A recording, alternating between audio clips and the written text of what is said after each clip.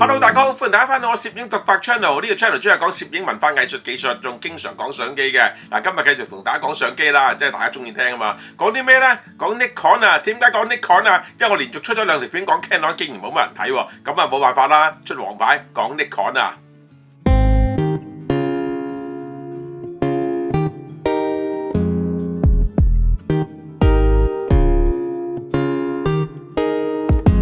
OK， 今日講啲咩 Nikon 咧？講 Nikon 出新相機，唔係啱啱相反，講 Nikon 停產一部相機。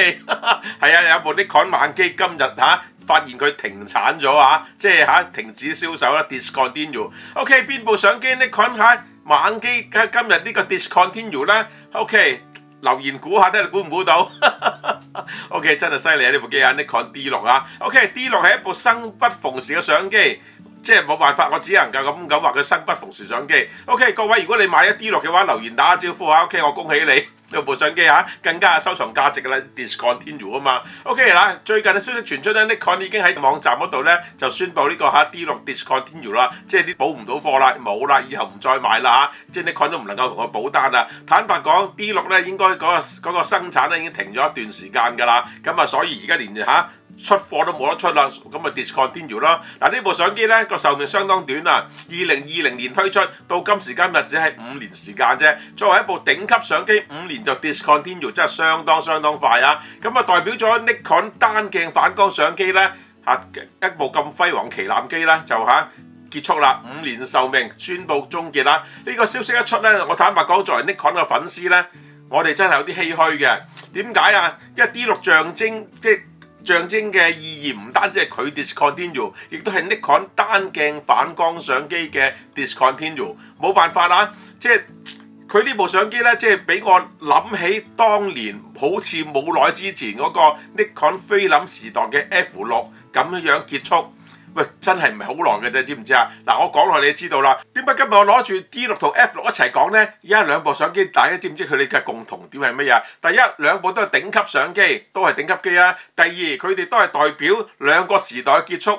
菲林時代嘅結束，同埋呢個數碼單反時代嘅結束。第三樣嘢，佢哋都係6號仔OK， 真係好巧啊，真係總之兩部相機都係6字，兩部相機都係頂級相機，都係兩部相機都係兩個時代嘅 ending， 但係呢個命運完全唔同啊。OK 嗱，點解我覺得 D6 係一個即係唏噓嘅產品呢？D6 其實同上一代嘅 D5 比較呢，實際上冇乜突破嘅。當年即係幾年前推出 D6 嗰陣咧，我哋真係好少可以評論呢部機嘅，因為點解咧都唔知點講好。嗱，首先咧 D6 同 D5 咧兩部相機都係相同嘅2000萬像素嘅 CMOS，OK， 冇背照式當時OK， 兩部相機都係同一個 sensor， 影像質素真係咁上下嘅啫。第二，D6 雖然係用咗105.10字嘅對焦，但係Multicam 37K 37000但係問題咧，其實同上一代咧都相差無幾，都係14張連拍高速連拍，咁好多嘢咧，我只能夠話佢係同 D5 比較係一種改革嚟，加咗一啲嗰啲連接嗰類嘢啦但係喺實際拍攝嘅嗰個體驗上高咧，同 D5 真係分別唔大嘅。無論高感光表現動態範圍LED 嘅清晰度同 D5 都係打和。咁你覺得如果一部咁嘅 D6 嘅下一代機吸唔吸引到 D5 嗰啲朋友去轉型去 upgrade 去 D6 好困難嘅。即係話當年用開D3 你可以 upgrade 去 D4 一個好大嘅升級 ，D4 upgrade 去 D5 好大嘅升級 ，D5 去到 D6 喂冇乜升級嘅啫喎，係咪？即係話好多嘢都同 D5 打和嘅。咁呢部 D6 真係實際上咧真係唔帶吸引嘅。OK， 特別有啲人都話啦 ，D6 其實係個 D5 嘅強化版。D5X，OK， 一部過渡嘅機，咁即係話咧，基本上咧一出D6 嘅話咧，已經係受到大家覺得喂真係爭少少喎咁樣。嗱，更誇張嘅係 D6 推出嗰陣咧，其實 Nikon 已經係投入咗呢個全片幅無反時代。喺 D6 推出之前2年，Nikon 已經出咗呢個 Z6 同 Z7， 大家都覺得喂。呢個 DSLR 數碼單反相機係咪已經去到呢個末路呢？但大家有咁嘅疑惑底下 ，Nikon 竟然都仍然推出 D6， 因為點解呢？因為 Nikon 確實係開發緊 D6 一啲猛料嘅功能，但係結果 D6 嘅推出使到大家有啲失望，因為 Nikon 冇將當時研發嘅一啲勁嘅科技擺落 D6 嗰度，只係將 D6 喺 D5 嘅基礎上高做一個好少嘅改良。OK， 喺1年之後，2021年即係 D6 推出嘅1年之後 ，OK。Nikon 已經宣布推出 Z9， 大家明白啦。Nikon 就係靠 Z9 一個雷厲嘅猛料嘅功能，喺當時同代嘅相機裏邊咧贏晒。佢基本上贏咗 A1， 亦都贏咗 Canon 嘅 R3。R3 其實係 R1 嚟嘅嚇，咁連 Canon 都將 R1 改為 R3去推出，費事輸得咁勁。Z9 係完全好勁嘅。嗱，點解 Z9 咁勁咧？嗱，大家其實深知一樣嘢。D6 同 Z9 相差1年時間，其實嗰啲科技咧就已經係完成咗或做緊嘅。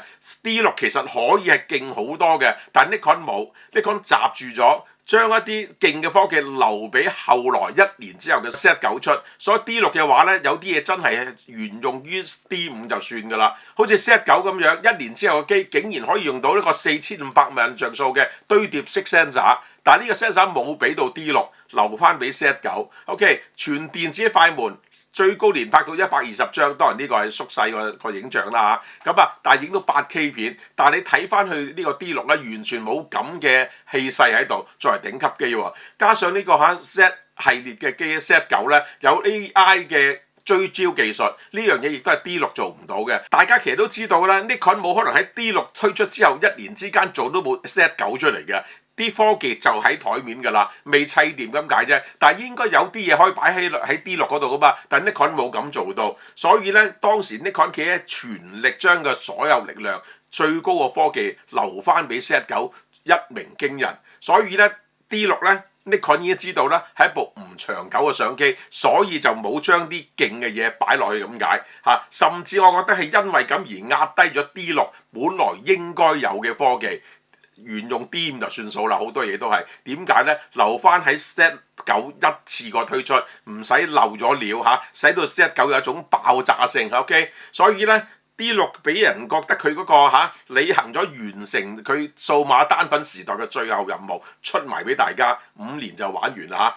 基本上咧呢部相機一推出嗰剎那，已經係註定咗佢係冇乜未來可言，即係亦都唔會有 D7 嘅，已經係一部 ending 嘅相機。所以呢，Nikon冇將所有技術擺晒落去嚇，甚至你去睇翻今時今日，同埋都係6字 Z6-3，OK，Z6-3 同埋都係6字嘅機。中級嘅機咧，只係一部 Z6-3已經勁過部 D6 好多好多㗎啦。除咗機身冇咁硬淨，冇咁肌肉型之外嚇，無論畫質啊、追焦啊、錄影啊、連拍速度啊，一切都贏咗 D6。Z6-3 一部中階嘅相機，嗱都係高級嘅中階機啦。所以咧，即係 D6 咧註定佢而家呢剎那，你仍然收藏，即係買 D6 嘅話咧，我覺得真係有少少諗過先嚇。你如果而家市場仲賣緊嘅，有部分仲有貨嘅，但係咁嘅價錢你真係諗緊嚇。二手掉出嚟，我覺得都困難啦。大家如果要放棄 D6 嘅話咧，手快有，手慢再平啲，真係冇辦法啦。嗱，講翻 F6 啦嚇，呢部相機喺2004年推出，2020年先停產，足足賣咗17年。嗱，用今日計咧就21年之前嘅機啦。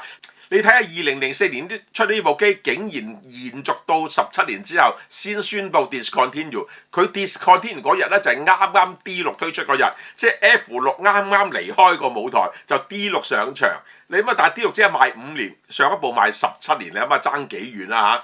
你諗下，數碼時代嚟咗咁耐啦，菲林時代嘅最後一部 ending 嘅菲林時代嘅 Nikon 王牌機 F6。繼續賣咗咁長時間，所以咧 F6 咧其實喺好多攝影師眼中咧係一部真正嘅經典相機，佢係即係標誌住 Nikon 菲林年代嘅單反相機嘅一個好光榮嘅謝幕。但係 D6 啱相反，俾人覺得有少少叫做咩啊？叫做落雨收柴咁上下 ，OK 嗱 F6 咧係用一個 Multicam 2000嘅一個對焦元件啊，咁咩都唔緊要啦嚇。總之咧，今時今日咧，而家啲機係完全贏晒當時㗎啦。11.1 AF 3D 矩陣測光，8000塊一秒快門，250分之一秒閃燈同步。嗱，呢啲基本拍攝功能咧，今日睇都係相當強㗎嚇。自動裝片、自動捲片、自動回卷。嗱，最重要嘅係呢部相機係仙台 Nikon 廠製作嘅。嗱，仙台 Nikon 廠咧係專係做 Nikon 嗰啲高級相機，嗰啲係即係無論佢 F 即係嗰啲咩 F5、F6啊，甚至 D2、D3、D4、D5、D6。都係仙台廠做嘅。喺仙台廠做嘅最後一部相機咧，就應該係 D6。謝幕呢一部喺之後咧，Nikon 仙台廠淨係組裝一啲元件嘅啫嚇，基本上咧裝嵌成部相機咧，Nikon 仙台廠就冇再做噶啦。所以 Nikon F6 同 D6 咧都代表 Nikon 最高科技嘅產品嚟嘅，最正嘅產品嚟嘅，由 Nikon 仙台廠親自做嘅，親自裝嵌嘅，代表住 Nikon 最高嘅工藝。所以咧 Nikon 呢啲頂級機咧確實值得收藏嘅。但係咧數碼相機咧佢嘅數碼科技會隨住時間嘅改變係真係會落後嘅，但係菲林相機就係永恆嘅。所以到今時今日嘅話咧 F6 相機咧仍然好多人收藏，但 D6 相機嘅話咧我相信佢嘅價值咧會走下坡，一直咁跌啦嚇。咁當然今時今日一部 F6 相機咧同而家嘅數碼頂級機比較咧，佢價錢相當平嘅。你喺 eBay 揾下啦，大概係8、9千到12,000-3,000咧就已經係買到㗎啦。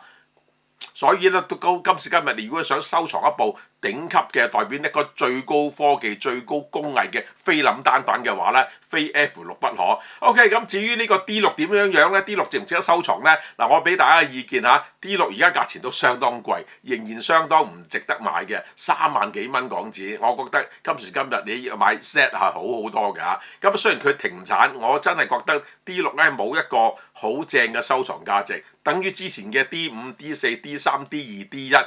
越係早嘅機係越係冇人收藏，點解咧？數碼科技變得太快，早期嘅機即係我唔係講得難聽啲叫電子乜嘢嚇，但係問題唔係咁多部全新機可以後來炒得起嘅嚇，所以你講你全新嘅 D1、全新嘅 D2、全新嘅 D3都唔會炒得起嘅，我覺得呢樣嘢。OK， 所以今時今日Nikon D6 discontinue 啦，值唔值得追捧咧？我覺得係唔值得咯。你已經收藏部 F6 嘅話咧，我覺得仍然有價值。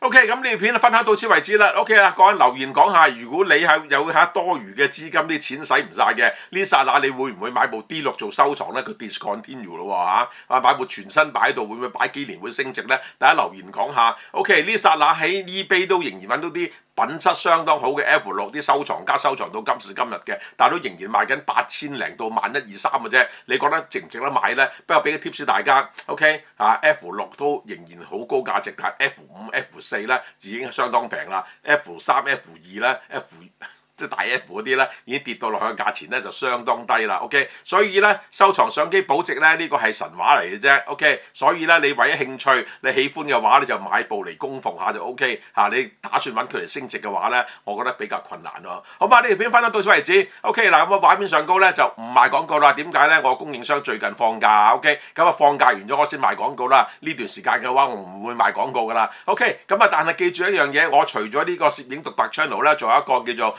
慎思明辨 channel 係講攝影以外嘅所有話題。我為咗做起呢個 channel 咧，冇辦法唔將啲慎思明辨嘅片咧都擺埋落去呢個攝影獨白嗰度俾大家睇下。希望大家 follow 多我一個 channel。OK， 咁希望大家唔好介意。到時如果你撳落嚟發覺，咦今日唔係講攝影喎，唔係講相機喎，講咩八卦嘢喎，唔好介意。喜歡嘅就睇埋落去，唔喜歡個 skip 咗算數。好嘛？OK， 多謝大家，拜拜。